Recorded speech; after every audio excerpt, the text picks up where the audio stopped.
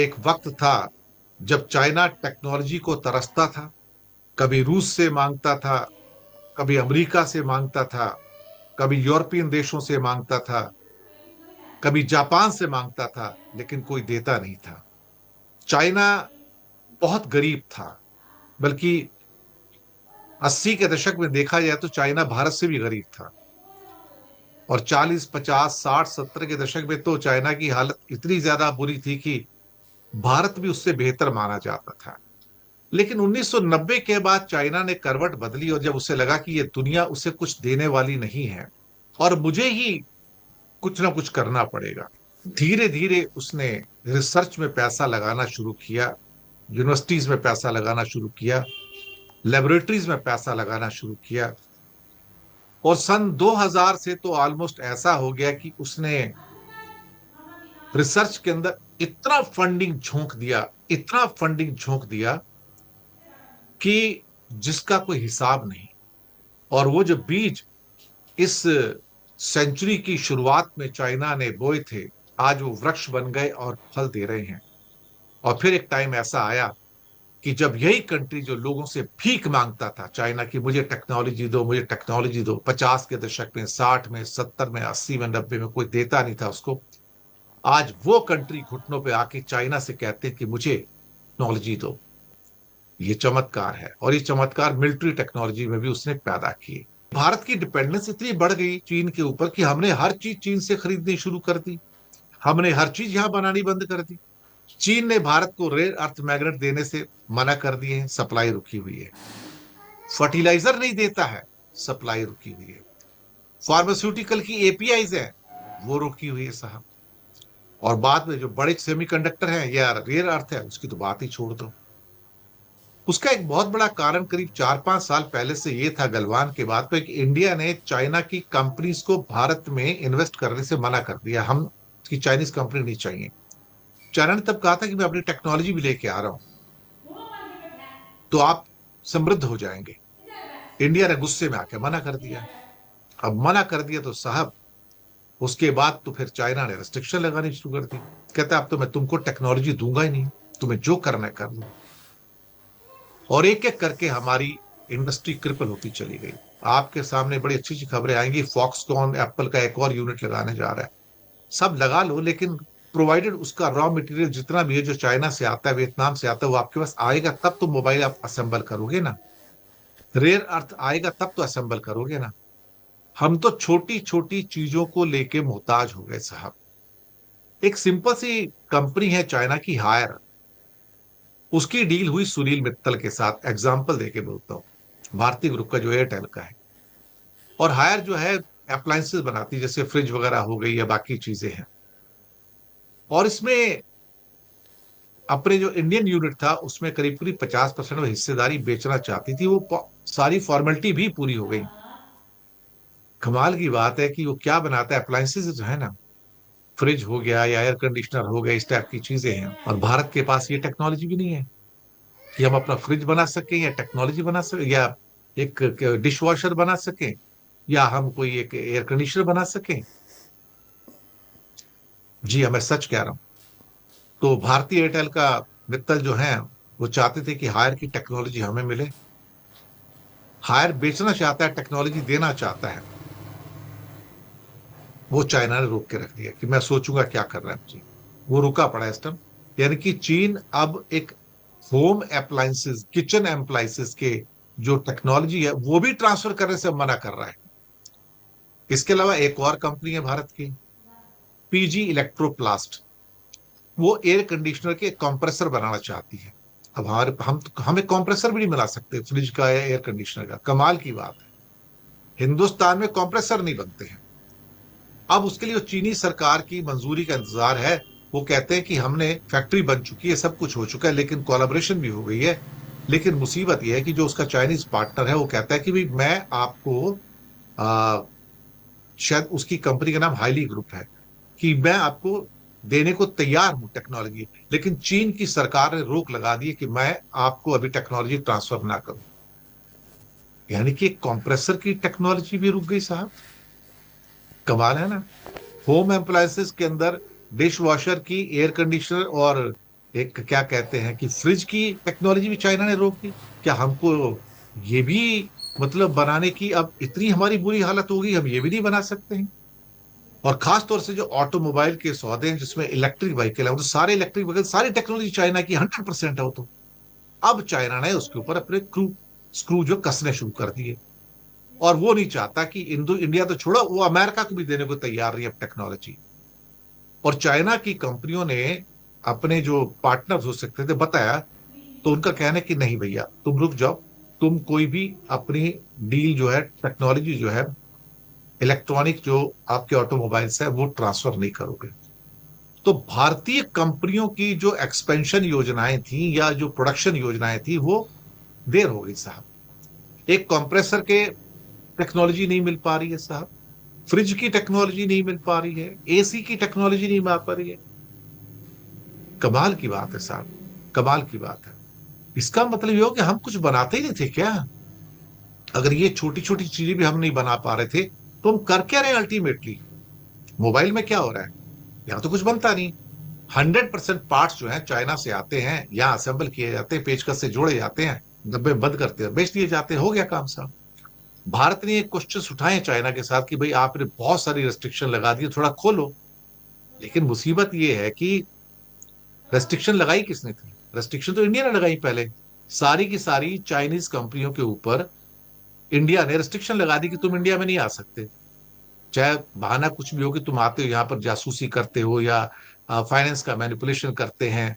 China को जैसे ये एहसास हुआ पिछले 1 डेढ़ साल में, 2 साल में, कि इंडिया और अमेरिका जो है, और यूरोप भी, वो एक अफोर्डेबल इलेक्ट्रिक जो व्हीकल्स हैं उसको बनाने की दिशा में तेजी से बढ़ रहे थे।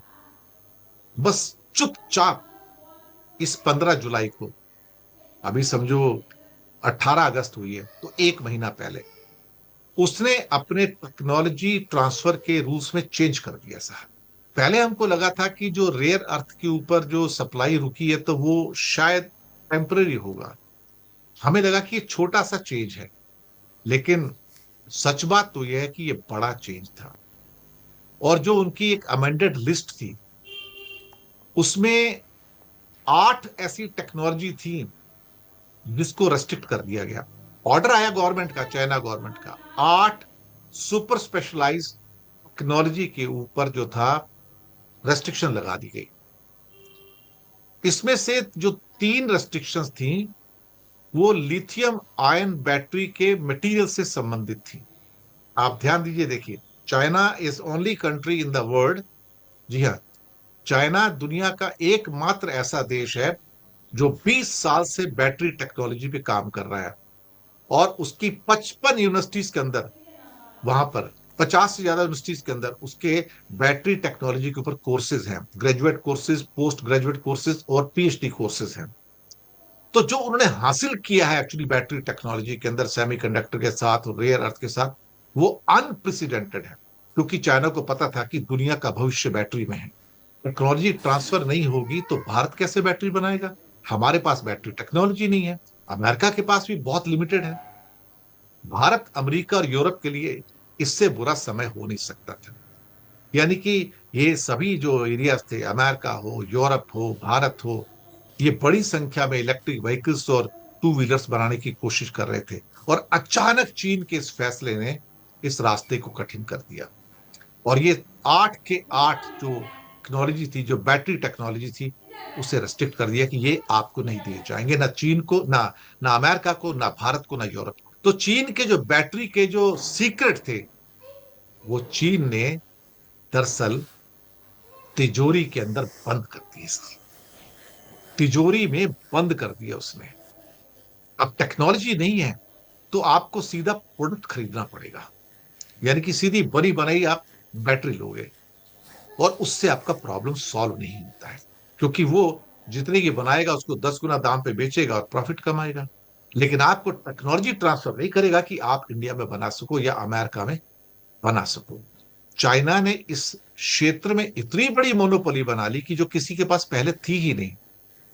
इसका मतलब ये हुआ कि उसके पास वो चाबी आ गई जिसके द्वारा दुनिया को पूरी तरह से बंद कर सकता है, दुनिया की फैक्ट्रियों को बंद कर सकता है, दुनिया की मैन्युफैक्चरिंग को खराब कर सकता है, और वही तो उसका उद्देश्य है कि अगर मैंने डेवलप किया तो तुम्हारा मैन्युफैक्चरिंग में डेवलप कैसे होने दूंगा ताकि मेरा नुकसान हो। भारत में अगर आप बैटरी प्लांट बनाना चाहते हैं तो आप फिर जर्मनी से या जापान से मशीनें लेके आएंगे। वहां में मशीनें मिलती हैं, हमारे यहाँ तो मशीन है ही नहीं। हम तो एक तरह से क्या कहा जाए तो बेकार के आदमी सारे के सारे। अब आप क्या करोगे? अब भारत में गवर्नमेंट ऑफ इंडिया ने कोशिश किया कि बैटरी बनाने के लिए एक लोगों को एनकरेजमेंट किया कि हाँ तुमको हम पैसे देंगे। कई करोड़ लोग की मतलब एक योजना बनाई गई है। टोटल योजना जो है 18,000 करोड़ की है कि जिसमें नई नई चीजें बनेगी, उसमें बैटरी भी एक है। अब कई कंपनियों ने ये सोचकर गवर्नमेंट का ये जो प्रोत्साहन योजना थी 18,000 करोड़ की, उसको ज्वाइन कर लिया। लेकिन उनके पास अपना तो कुछ है नहीं। ज्वाइन करने से क्या होता है? तो उनका इरादा इरादा ये था कि इधर ज्वाइन कर लेंगे, उधर चाइना से इंपोर्ट कर लेंगे, उससे टेक्नोलॉजी ले लेंगे। लेकिन मुसीबत ये है कि चाइना ने टेक्नोलॉजी देने से मना कर दिया, तो अब ये बेचारे खड़े हैं। अब इंडिया की कंपनियों ने जिंदगी में कभी बैटरी तो बनाई नहीं, उन्हें यही नहीं पता बैटरी के अंदर होता क्या है, बैटरी बनती कैसे, कोई बनाई नहीं ना, तो क्या करोगे? तो हम तो बिल्कुल और बिल्कुल एक तरह से क्या है, नंगे बैठे हैं, जो कुछ नहीं हमारे पास तो, और ना ही हम कुछ कर सकते हैं। हम इतने ज्यादा चाइना पे डिपेंडेंट हो चुके हैं। तो हम क्या बिल्कुल ही नंगे पुंगे हैं कि हमारे पास कुछ है ही नहीं क्या इंडिया में? सच बात तो यह है कि हमने कभी रिसर्च में पैसा डाला नहीं। जहां चीन जैसा देश अप्रोक्सीमेटली 500 $550 बिलियन जो है वो पैसा डालता है हर साल रिसर्च में, और हम $5 बिलियन से भी कम डालते हैं। 5 5 बिलियन डॉलर से भी हम कम डालते हैं। तो वो भी सिर्फ तनख्वाहें देने में चला जाता है, रिसर्च में तो जाता ही नहीं है। रिसर्च के नाम पे कुछ होता ही नहीं है। जब सब कुछ चाइना से बना बनाया मिलता है साहब, तो हमें क्या करना है फिर साहब? हमारे यहाँ तो क्या है कि 800 करोड़ देंगे, सीता जी का मंदिर बना लो। 2,000 करोड़ देंगे, राम जी का मंदिर बना लो। और 50 करोड़ 100 करोड़ देंगे, हनुमान जी का मंदिर बना लो। या तो देंगे 2,000 करोड़ देंगे, वो काशी विश्वनाथ का कॉरिडोर बना लो। 1,500 करोड़ देंगे, उज्जैन महाकालेश्वर का जो है कॉरिडोर बना लो। यहाँ तो यही होता है सर, यहाँ और कुछ नहीं होता। यहाँ मंदिरों के कॉरिडोर बनाओ, मंदिर बनाओ। मंदिर बनने से बैटरी नहीं बनती साहब। भगवान ना आपको बैटरी बनाने की टेक्नोलॉजी नहीं देंगे। आप एक क्या 100 मंदिर बना लो, एक क्या 100 कॉरिडोर बना लो। मंदिरों के कॉरिडोर में इन्वेस्ट करने से कंट्री का डेवलपमेंट नहीं होता। लोग कहेंगे और ज्यादा आओ दर्शन करो। और दर्शन करने से क्या हो जाएगा? घर बैठ के भी दर्शन कर सकते हो। भीड़ बढ़ाओ जाके, क्या फर्क पड़ता है? हमें कोई प्रॉब्लम नहीं है, धार्मिक आस्था है आपकी, करो। लेकिन रिसर्च के नाम पे तो कुछ नहीं है। और मैंने तो रिसर्च में ना जाने कितने एपिसोड किए, कोई हिसाब ही नहीं है, मुझे तो खुद भी याद नहीं है एक्चुअली। लगातार करता रहता हूँ, आज भी कर रहा हूँ। तो बैटरी टेक्नोलॉजी में जो वैज्ञानिक हैं या इंजीनियर हैं, उनको ट्रेनिंग करने के लिए एक सीरियस एफर्ट की जरूरत है। वो इंडिया में कहीं नजर आता नहीं है। हमारे प्रधानमंत्री हो, हमारे मुख्यमंत्री हो, हमारे बाकी नेताओं रोज आके मंदिर मस्जिद की बात करेंगे। रोज आके मंदिर मस्जिद की बात करेंगे। इसके नीचे मंदिर है, इसके नीचे मस्जिद है, इसके नीचे ये है, इसके नीचे वो है, इसको ये ढूंढ लो, इसको ये ढूंढ लो। यही होता रहता है यहाँ तो। मूर्खता की पराकाष्ठा बन गई हमारे प्रशासन जो है, मूर्खता की पराकाष्ठा। एक बंदा आके नहीं कहता कि आज मैं एक रिसर्च लैब खोलूंगा। एक बंदा आके नहीं कहता। अब मैं क्या करूं साहब? मैं तो बार बार आपको कह रहा हूं कि खास तौर से 3 4 फील्ड ऐसे हैं जिसमें चाइना ने महारत हासिल की, और उसे पता था कि भविष्य इसी में, अगले 75 80 साल उसी में जाएंगे। एक तो रेयर अर्थ था, दूसरा सेमीकंडक्टर्स था, तीसरा बैटरी टेक्नोलॉजी था, चौथा सोलर एंड विंड टेक्नोलॉजी था। ये सारे के सारे जो चाइना ने एक तरह से क्या कहते अपने हासिल कर लिए पूरे के पूरे। ऐसी मोनोपोली बना ली 90% की कि दुनिया में बाकियों के पास, कईयों के पास टेक्नोलॉजी है लेकिन इकोनॉमी नहीं है उसकी। तब आप क्या करोगे?